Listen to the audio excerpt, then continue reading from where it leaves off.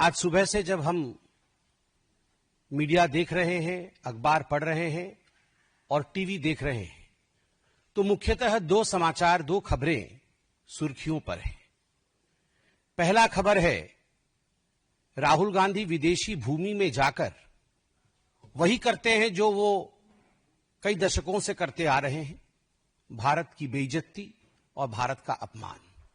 America में राहुल गांधी ने भारत का अपमान किया है। ये कोई नई बात नहीं है, पहली बात नहीं है, ये एक सुर्खी है आज की। इस पर हम विस्तार से बात करेंगे। और दूसरी बड़ी खबर है कि आज से कांग्रेस के तमाम बड़े नेता चोर मचाए शोर, ये देश के भिन्न भिन्न भागों में जाकर आज से प्रेस कॉन्फ्रेंस करेंगे मां बेटे को बचाने के लिए। जो ईडी ने सोनिया जी और राहुल जी को नामांकित किया है, बाय नेम मेंशन किया है अपने चार्जशीट में, उन दोनों के खिलाफ जो कार्यवाही हो रही है कोर्ट में, अभी सुनवाई है 25 तारीख को, और आगे जो कार्यवाही होने की संभावनाएं हैं, दोनों जेल जा सकते हैं और जाना भी चाहिए।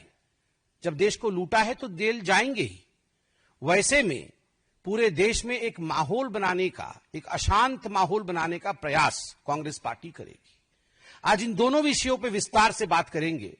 राहुल गांधी ने अमेरिका में किस प्रकार से भारत और इलेक्शन कमीशन को बदनाम करने की कोशिश की, मैं उस विषय पर आऊं, मगर उससे पहले मैं राहुल गांधी जी को एक बात स्पष्ट रूप से कहना चाहता हूं और देशवासियों को भी कहना चाहता हूं कि जो व्यक्ति और इनकी माताश्री 50,000 के मुचलके पर बेल पर बाहर हो, वो जाकर विदेश की धरती पर हिंदुस्तान को अपमानित करे और उन्हें लगता हो कि लोग उस पर विश्वास करेंगे, तो वो उनका भ्रम है।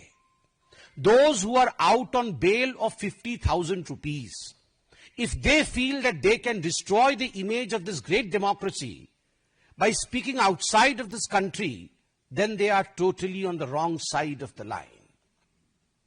आप सभी जानते हैं कि 2018 में जब मां बेटे को नेशनल हेराल्ड की केस में बेल मिला था, 50,000 रुपए की श्योरिटी पर दोनों को बेल मिला था। और जब यह बेल मिला था, उस समय एक जश्न भ्रष्टाचार बैंड बाजा के साथ मां बेटे बेल पाकर कोर्ट से अपने ऑफिस तक गए थे। तो उस समय भी हमने कहा था, this is nothing but celebration of corruption, यह भ्रष्टाचार का जश्न है। और आज भी ब्लेटेंट जश्न मनाने की कोशिश कांग्रेस पार्टी कर रही है। मैं एजेएल के पूरे डिटेल में नहीं जाने वाला हूं, क्योंकि एजेएल और नेशनल हेराल्ड के केस को आप जानते हैं। हम लगभग अनेकों वर्षों से इसको लोकतांत्रिक तरीके से जनता के सामने रख रहे हैं कि किस प्रकार से मां और बेटे सोनिया गांधी और राहुल गांधी जी ने यंग इंडिया नामक एक कंपनी बनाई, जिसके कि 76% के दोनों स्टेक होल्डर थे।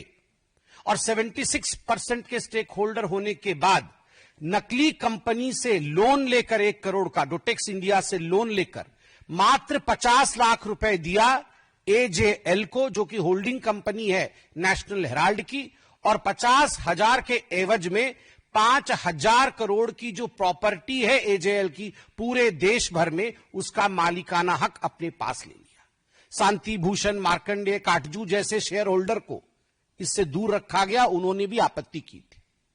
मगर विषय यह नहीं है जो कांग्रेस के खड़गे जी कह रहे हैं, चिदंबरम जी आज कहने वाले हैं और कह भी रहे हैं कि ना कोई संपत्ति बेची गई, ना कोई संपत्ति वहां से हिला, तो कोई गड़बड़ी हुई कैसे? गड़बड़ी यूं हुई कि ईडी की चार्जशीट चिदंबरम साहब पढ़े होंगे, वो पढ़ते तो हैं, मगर उन्होंने वो पोर्शन डिलीट कर दिया है।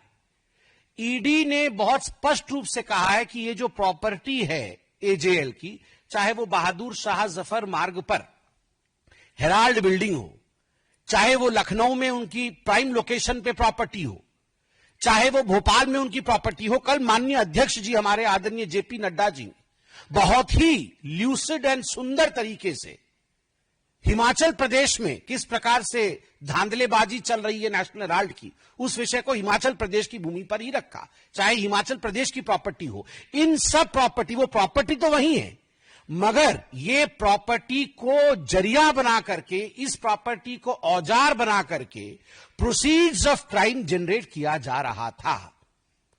अब नेशनल हेराल्ड तो 2008 में छपना बंद हो गया, तो ये प्रोसीड्स ऑफ क्राइम कैसे बना, वहां से उगाई कैसे हुई? आप देखिए, एक बिल्डिंग है बहादुर शाह जफर रोड में, और एक अखबार वहां पहले छपती थी।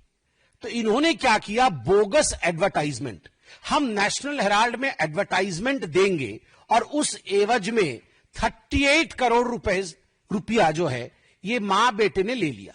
38 करोड़ रुपए मां बेटे ने लिया है बोगस एडवर्टाइजमेंट के लिए। क्या एडवर्टाइजमेंट?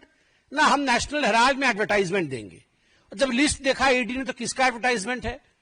कोई गुड्डू सिंह है, कांग्रेस पार्टी का कोई छोटा सा नेता है, और उसने बोला है मेरे बेटे के जन्मदिन की बधाई मैं दूंगा उस पेपर में, और किसी ने बोला है मैं सोनिया जी के जन्मदिन की बधाई दूंगा, उसके लिए मैं 50 लाख रुपए देता हूं। अरे जब पेपर ही छप नहीं रहा है तो एडवर्टाइजमेंट कहां दोगे? तो ये जो बोगस एडवर्टाइजमेंट है उसके नाम पर 38 करोड़ रुपया लिया है।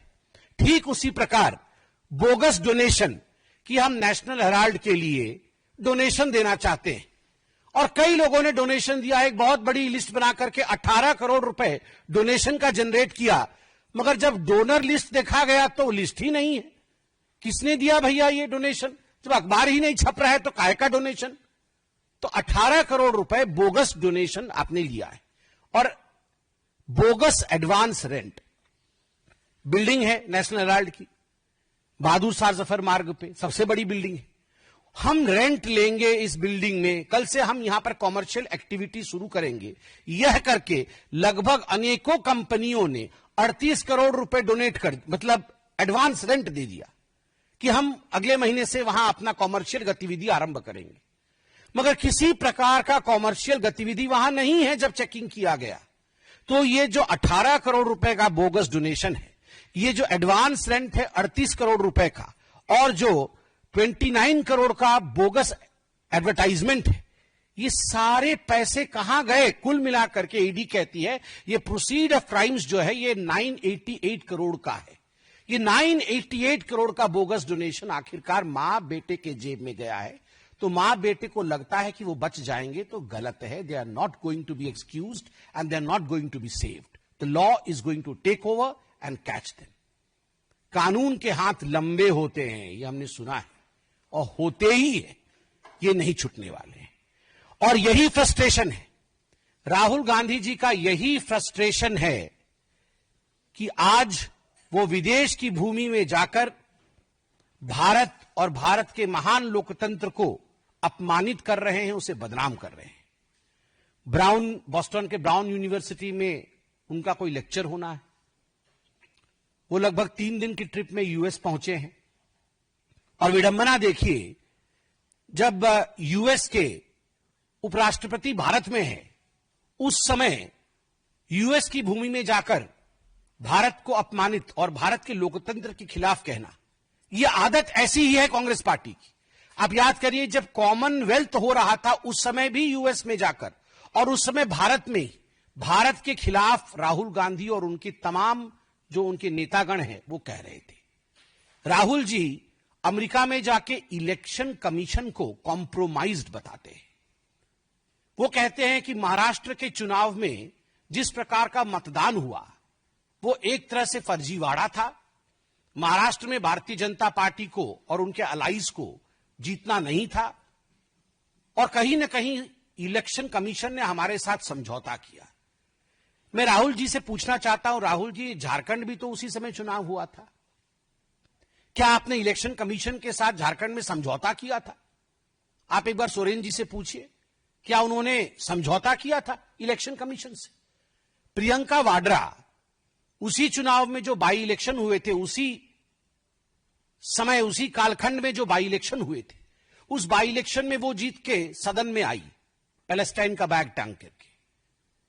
आप बताइए, क्या प्रियंका वाड्रा ने रॉबर्ट वाड्रा की मध्यस्थता से इलेक्शन कमीशन के साथ कोई कॉम्प्रोमाइज किया तभी उसकी जीत हुई, या वो अपने मेहनत पर जीत कर आई?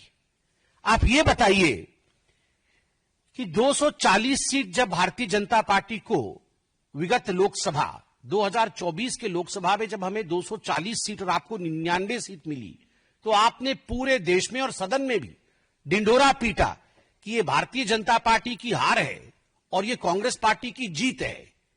तो was the election commission compromise then? आपने ये जो जश्न मनाया था, क्या हम कॉम्प्रोमाइज थे? और ठीक उसी प्रकार महाराष्ट्र में लोकसभा में हमें 9 सीटें मिली और आपके गठबंधन को हमसे अधिक मिली थी। तो was the election commission compromise then by you?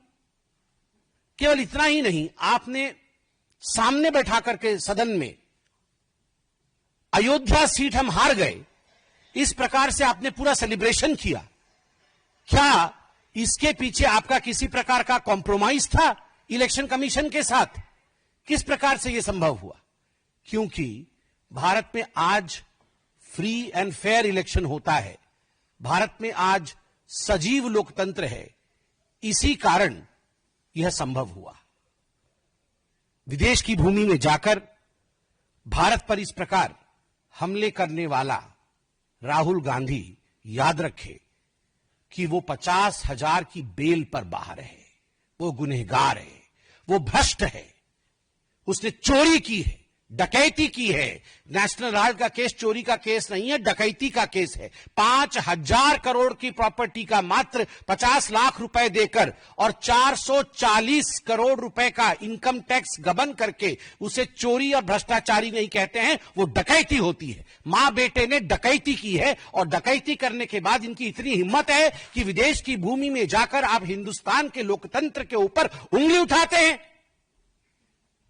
Rahul Gandhi, आपसे नहीं हो पाएगा हिंदुस्तान में राजनीति, तो जाकर के किसी और देश से चुनाव लड़िए, मगर जिस थाली में खाते हैं अगर उस थाली में आप छेद करेंगे तो आप देशद्रोही कहलाएंगे। You are a traitor. Rahul Gandhi traitor हैं, केवल इसलिए नहीं क्योंकि विदेश की भूमि में जाकर देश की संस्थाओं का अपमान करते हैं और देश के लोकतंत्र को हीन बताते हैं। वो इसलिए भी ट्रेटर हैं क्योंकि देश की संपत्ति का करोड़ों करोड़ रुपए नेशनल हेराल्ड के माध्यम से उन्होंने गबन किया है और केवल अपने सहूलियत के लिए, अपने आराम के लिए गबन किया है। और याद रखिए राहुल गांधी, आप और आपकी माताश्री बचने वाली नहीं है। ईडी के गुस्से को ईसी पर निकाल रहे हो, एनफोर्समेंट डायरेक्टरेट के गुस्से को आप इलेक्शन कमीशन पर निकाल रहे हो। इससे कुछ नहीं होगा। 2 दिन आप पन्नों पे छपोगे, अखबारों में आओगे, मगर ईडी आपको छोड़ेगी नहीं, क्योंकि तथ्य के आधार पर एजेंसीज काम करते हैं और तथ्य ओपन एंड शट केस का है। यह जो नेशनल हेराल्ड का केस है, ये ओपन एंड शट केस है जिसमें मां बेटे ने लूट मचाई है और आपको इसमें छोड़ा नहीं जाएगा। प्रोसीड्स ऑफ क्राइम के साथ आप पकड़े जाएंगे और आप जेल के पीछे जाएंगे।